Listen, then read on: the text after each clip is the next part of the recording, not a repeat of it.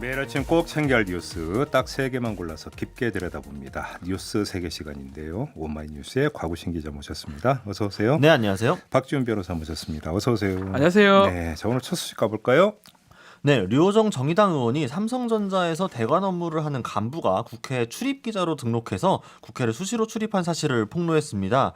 류 의원이 이제 얼마 전 이 삼성전자의 중소기업 기술 탈취 관련 민원을 접수를 하고 이 사실 확인을 위해 부사장을 증인으로 신청을 한 바 있는데 이 증인 신청 이후 의원실에 확인 없이 한 삼성전자의 간부가 매일같이 의원실을 찾아왔다라는 겁니다. 근데 이제 연휴에도 막 의원실에 방문 확인 절차 없이 매일같이 오길래 어떤 과정을 거친 것인지 확인을 해보니 네. 뉴스팩토리라는 언론사 소속 장기 출입 기자로 이 국회 출입을 등록을 했었던 겁니다.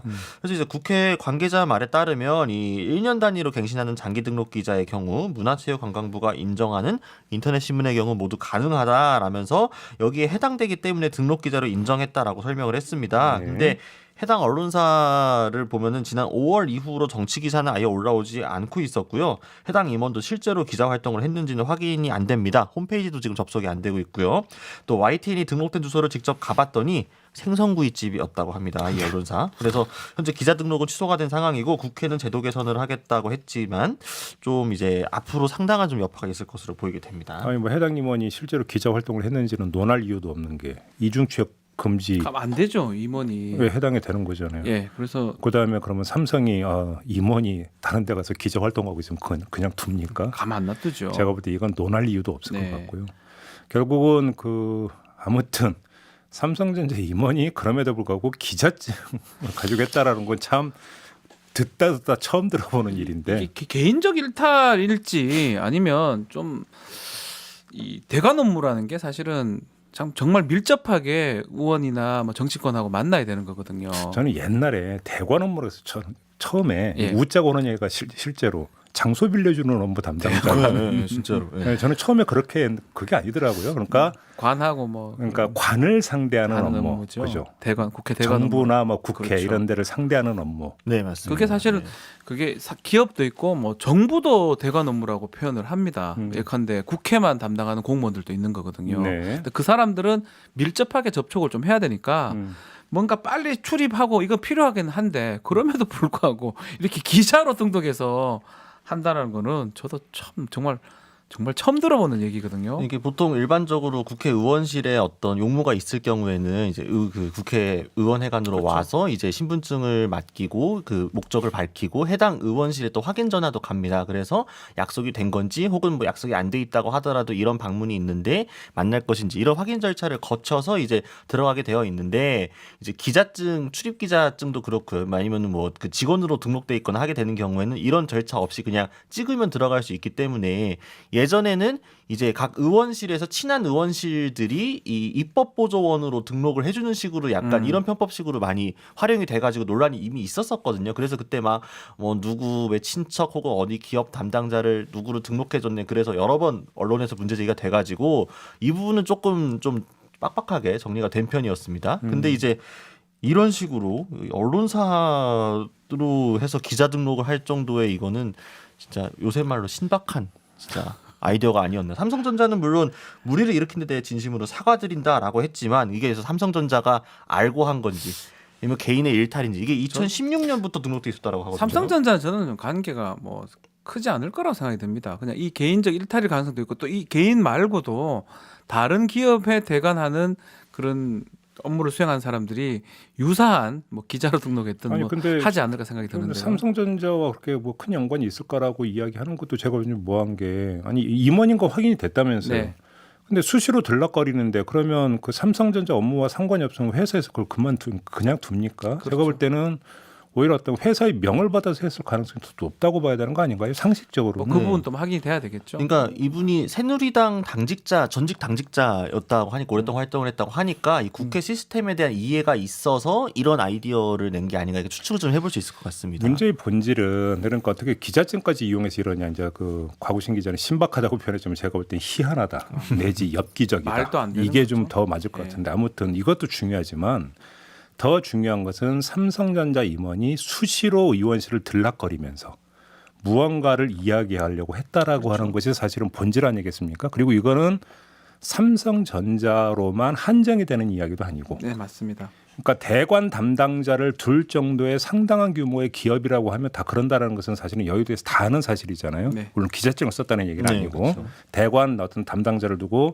계속 어떤 국회의원들은 이제 밀착 마크해 왔다는 거 다 아는 사실인데, 그것이 입법 과정에서 어떤 영향을 미치는가, 사실 문제의 본질은 여기에 있는 거 거기 있는 아니겠습니까? 거죠. 일반인들이 국회 만나는 거 정말 쉽지 않습니다. 또 그러니까요. 뭐 청원법에 국회의원 소개로 청원할 수 있도록 돼 있는 부분도 있고요. 뭐 그걸 네. 변론을 하더라도 음. 이런 식으로 기업에 대관 업무한 사람들은 뭐 국회의원 만나는 게 누구 국회의원이든 자신이 원한다면 바로 볼 수 있는, 네. 사실은 어쩌면 특혜죠. 그 특혜를 꼼수로 이렇게 해버린 그 결과니까. 그러니까 충분히 입법 따져봐야 되겠죠. 과정에 국민이면 누구나 그러니까 그 공정하게 접근해서 자신의 어떤 주장을 하고 네. 그걸 관철시킬 수 있는 기회를 보장받느냐라고 하는 아주 근본적인 물음을 던져놓고 그러니까 오늘 이 뉴스를 접하면 심하게 지금 기울어져 있다. 많이 기울어져 있죠. 이 얘기가 사실은 제가 볼 때는 일반인들이 어떻게 국회의원을 만납니까? 청원 자체도 불가능하거든요, 사실. 그러니까 본질적인 문제고, 제가 몇 년 전에 한 국회의원하고 인터뷰를 한 적이 있었는데 이 국회의원이 어느 정도까지인지를 그러니까 이야기를 한 게,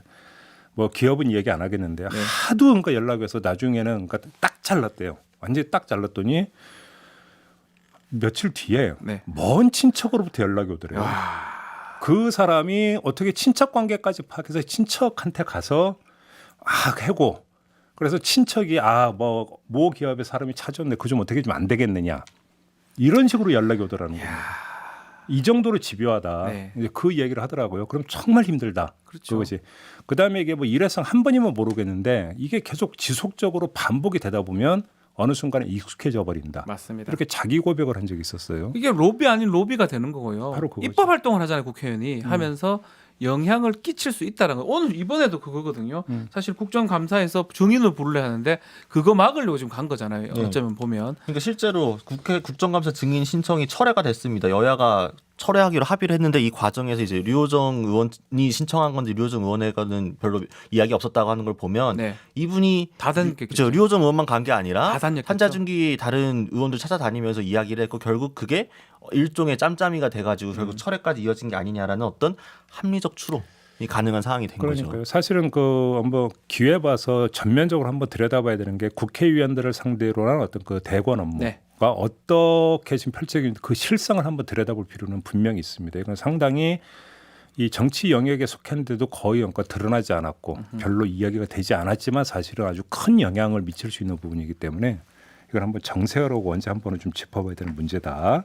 네. 요즘만 좀 확인을 하겠습니다. 만약에 기자로 활동하실 거면은 오마이뉴스라고 저기 누구나 시민 기자 가입해서 등록할 수 있는 좋은 제도가 있습니다. 깨알 홍보하고 네, 아니 있어요. 뭐 아니 이분이 만약에 기업 관련해 가지고 이야기하고 싶은 정말 진심으로 기자 활동을 하고 임원이면 싶었던 안 걸 수 되죠. 있으니까요. PD께 말씀드리는 오늘 과구신 기자는 출연료 안 드렸거든요. 회사 홍보를 했기 때문에. 네. 자, 다음으로 넘어가겠습니다. 네, 미국인으로 국적을 바꿨던 스티브 승준유, 유승준 씨가 최근 서울행정법원에 행정소송을 제기했다라고 합니다. 이 대법원이 비자 발급 소송에서 유 씨 손을 들어줬음에도 또 입국을 거부당했다라면서 주 로스앤젤레스 총영사를 상대로 여권 사증 발급 거부 처분 취소 소송을 낸 건데요. 그러니까 조금 돌아보면 2019년 11월이었죠. 대법원이 이제 비자 발급 거부 처분을 취소하라는 취지로 파기환송하고 올해 3월 최종 확정이 됐었습니다. 근데 LA 총영사관이 재량권을 전혀 행사하지 않고 과거 법무부의 입국 금지 결정이 있었다는 이유만으로 이 비자 발급을 거부한 건 위법했다라는 취지의 판결이었는데 네. 외교부는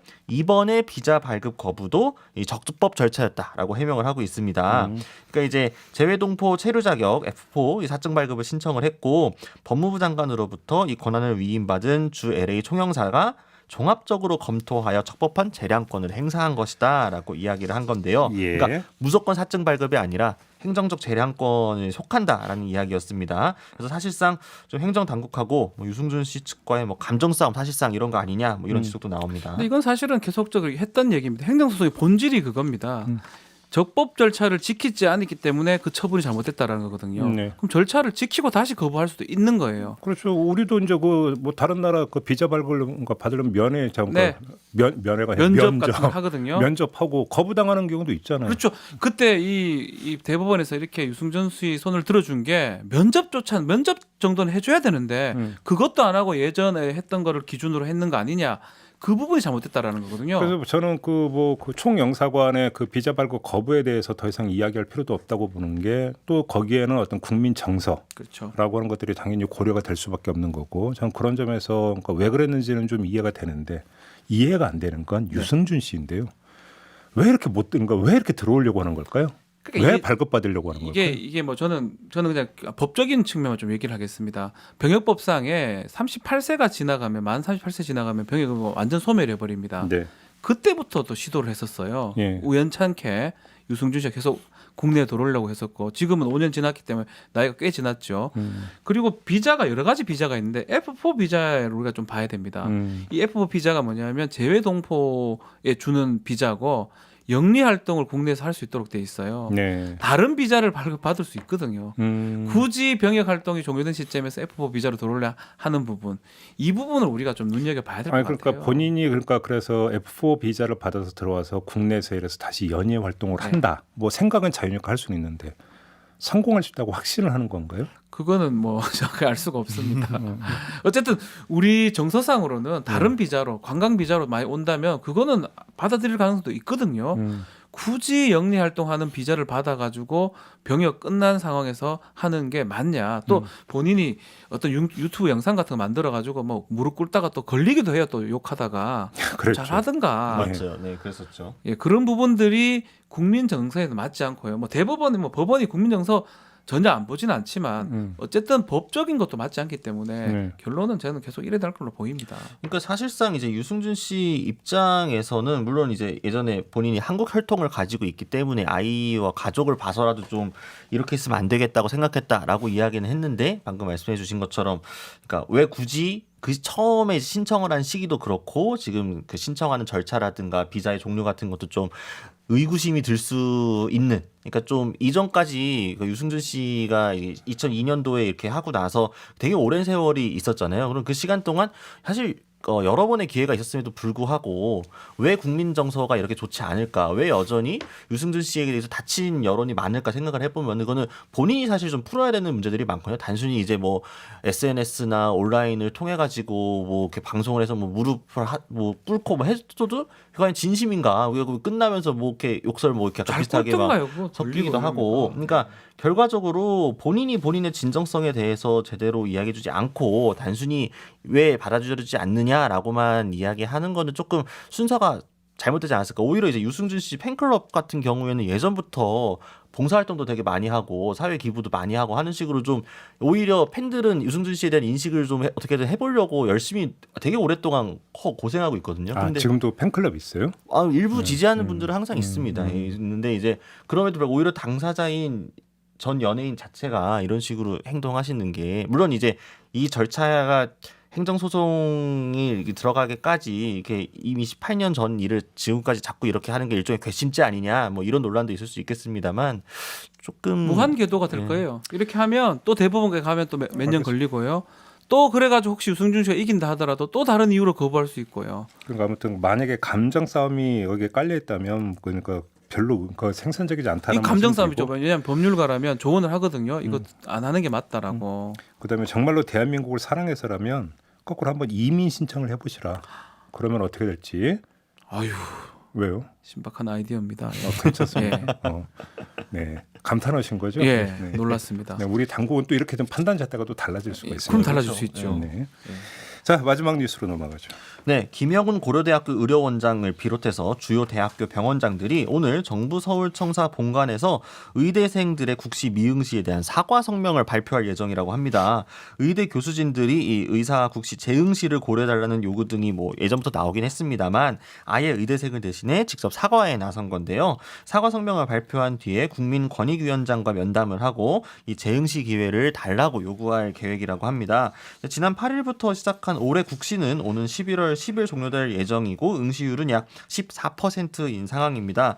뭐 공중보건이 300여 명을 비롯해서 최대 약 3천여 명의 인력이 내년에 부족해지는 거 아니냐 이제 이런 우려가 있긴 합니다만 정부는 일관되게 재응시 기회는 없다라는 입장을 밝히고 있고요. 국민 여론도 비판적인 상황에서 의대생들이 또 뒤로 숨는 것 아니냐라는 지적을 피하기 어려울 것으로 보입니다. 그러니까 지금 어제 뭐 그 김종배 시선에서도 잠깐 언급을 해드렸고 했습니다만 이건 어찌 보면 참 간단한 사안인데 그냥 의대생들이 전체의 뜻을 모아서 의대생들을 대표하는 어떤 뭐 그 사람이나 네, 기구라든지. 뭐 여기서 어떤 공식 입장을 내놓으면 안 되는 건가요? 그러면 되는 거 아닌가요? 저도 많이 이해를 해보려고 제가 만약 변호사인데 저희가 시험 뭐 이래 됐다 그러면 저희는 당연히 제가 부탁할 거면 제가 나와서라도 사과하고 치면 되잖아요. 그게 지금 이 합리적으로 그만큼 여론이 그렇게 형성이 돼 있잖아요. 어쩌면. 근데 끝까지 이렇게 사과를 안 하고 딴 데서 하게 만들고 이 부분은 참 이해가 좀 어렵습니다. 제가 이 직역을 잘 몰라서 그런지 몰라도 청와대 국민청원에 이제 일부 의대생들이 사과 의사를 밝히는 식으로 올렸고 실제로 이것 때문에 국정감사장에서도 이야기가 나왔습니다만 근데 박능호 보건복지부 장관은 인터넷에 나온 것을 봤지만 뭐 또 진정 어린 사과라고 생각은 하지만 몇 명 의대생의 사과만으로 국민 수용성이 높아질 것 같지는 않다라고 이야기를 했거든요. 사실 이게 핵심인 것 같습니다. 그러니까 그렇죠. 공식적인 어떤 권위를 갖고 있거나 혹은 이제 좀 대표할 만한 기구라고 할 수 있는 뭐 의과대 학생회들이라든가 그 연합 단체들 같은 경우에는 국시 자체에 대해서는 다시 볼 의사가 있다라고는 이야기만 하고 약간 근데 그 성명서 사실 논란이 좀 됐잖아요. 마치 좀 어떤 특권을 가지고 있는 사람들이 마치 시혜를 베푸는 것처럼 아 우리가 국시는 다시 마음을 바꿔서 봐주겠노라 약간 이런 식의 뉘앙스 아니냐 이런 비판적 여론도 나오지 않았습니까? 그러니까 거기서 들어가야 될 핵심적인 거는 그러니까 본인들의 주장이나 그게 맞다고 하더라도 어떤 국민적인 불편과 또 의료 사고 등을 초래한 것들이 있으니 의료 현장에서 어려움을 초래한 것들이 있으니 우선 이에 대해서 사과하고 뭐 이런 절차들이 있어야 그래야 사과를 해야 용서할지 말지 기회가 생기는 거잖아요. 판단할. 근데 용서할지 말지 판단할 기회도 안 줘놓고 나서 다른 사람들이 계속 나서가지고 좀 용서해 주시죠라고 말하는 게 좀 선후 관계가 잘못돼도 단단히 잘못되지 않았나라는 생각이 좀 그냥 들긴 짧게 합니다. 한 말씀만 드리면 뒤로 숨지 말고 앞으로 나와서 당당하게 입장을 밝히는 게 네. 가장 빠른 길이다. 아니면 사과하지 말든지요. 그냥 나와서 치지 말든지. 예, 저는 그런 게 맞는 것 같아요. 그러니까요.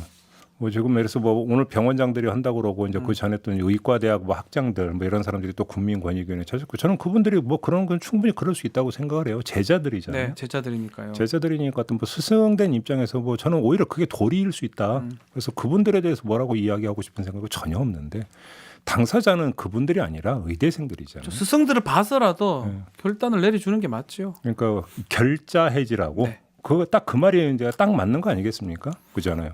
거기서 그러니까 그 자의 주체가 누구인지를 한번 생각을 해봐라. 알 것 같은데 본인들도. 이것만 좀 말씀을 드리겠습니다. 자, 오늘 뉴스 세계 이렇게 마무리하겠습니다. 박지훈 변호사, 곽우신 기자와 함께했습니다. 고맙습니다. 감사합니다.